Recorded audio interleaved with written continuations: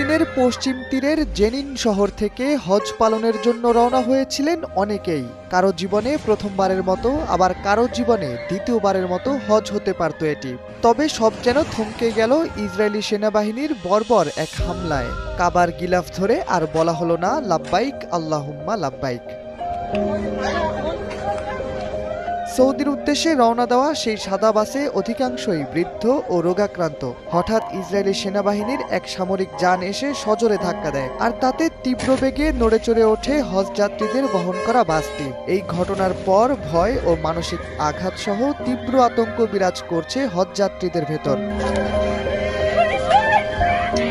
শনিবার তুরস্কের সংবাদ মাধ্যম আনাদোলু এজেন্সির এক প্রতিবেদন থেকে এমন তথ্য জানা গেছে। প্রতিবেদনে বলা হয়েছে, পশ্চিম তীরে শনিবার ভোরে একাধিক স্থানে হামলা চালিয়েছে ইসরায়েলি বাহিনী। অভিযানে 2 ফিলিস্তিনিকে আটক করার পাশাপাশি জেনিন শহরে একটি হজ যাত্রীবাহী বাসে হামলা চালানো হয়।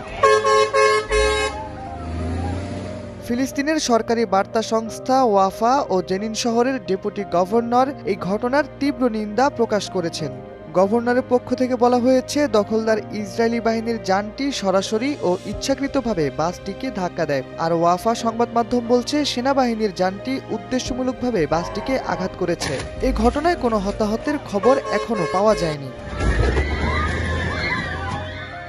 ইসরায়েল কর্তৃক ফিলিস্তিন ভূখণ্ড দখলের পর থেকে দেশটির নাগরিকরা বিদেশ ভ্রমণের জন্য পশ্চিম তীর থেকে প্রথমে জর্ডানের উদ্দেশ্যে রওনা হতেন, কারণ ইসরায়েল আন্তর্জাতিক ভ্রমণে নানা ধরনের বাধা আরোপ করে থাকে।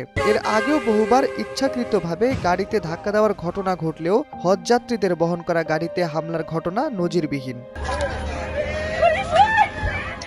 শাহরিয়ার আহমেদ, সময়ের আলো।